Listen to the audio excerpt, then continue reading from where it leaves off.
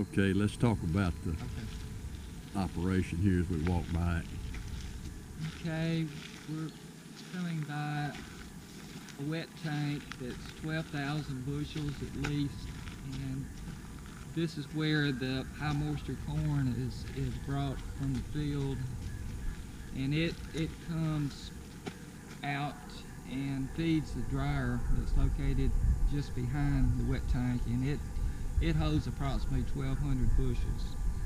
And it's a continuous flow dryer that's operated with natural gas, and it's computer